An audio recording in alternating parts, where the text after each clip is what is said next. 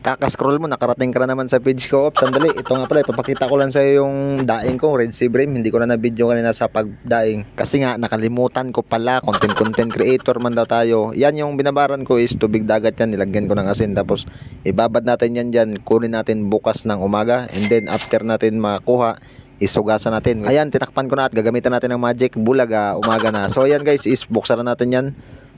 Sa makikita nyo, medyo mapula yung kulay, siguro sa dugo yan. Tapos yan, kailangan kunan natin ng dagat. Wait lang, higi muna tayo dito sa ating mahiwagang balon. Ang purpose nyan, kaya yan hinugasan para mabawas-bawasan yung alat. Tinabang kasi itong timpla ko, hindi ko masyadong inasinan, siguro mga 2 dakot lang. Ayan, ilagay mo natin sa balde, wait lang. I'm here to tell you right now, we don't care. Let me tell you We don't care.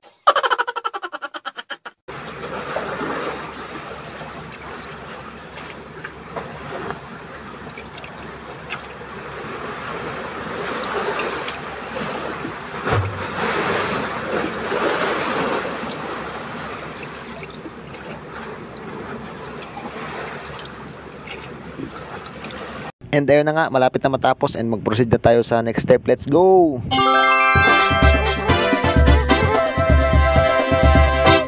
So ito na nga, konti lang to, hinugasan ko lang, mga 3 kilo lang to. Mikos-mikos lang natin ng konti. And ipakita ko sa inyo, yan oh.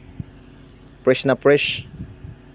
And then buhatin na natin, dalhin natin doon sa bilaran. Ipakita ko na sa inyo guys kung gaano karami na yung nadaing ng mga kasama ko. Ito sa kasama ko to, hindi to sa akin ha. Yan. Patuyo na yan, bali pangatlong araw na nilang binibilad yan. And then sa akin dito ko lang ilagay.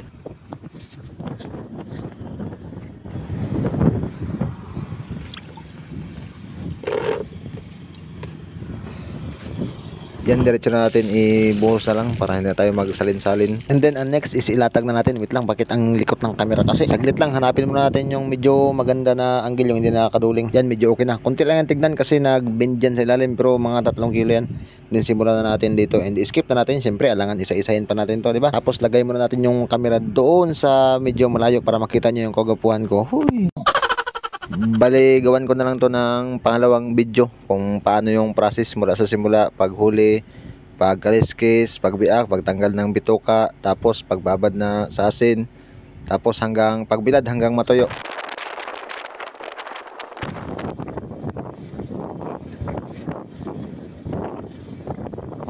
At ayun na nga, ito lahat na latag ko na. Wow! Congratulations! Yan. Mga alas 3, kunin natin to ng hapon. And then skip na tayo. 1, 2, 3 magic. Yan, marapatay, tuyo na yan. Mga 3 araw ko na yan binibilad-bilad, hindi kasi kaya ng isang araw. And then isalansa natin, piliin natin yung mga tuyong-tuyo na talaga, i-arrange, tapos itaob. Para bukas hindi na siya ibilad ulit kasi pangit kasi pag sobrang tuyo, matigas siya pag prituhin. So ayun na, hanggang dito na lang. Thank you at sana nasulit ko ang nasayang na oras nyo. Maraming salamat. Babu!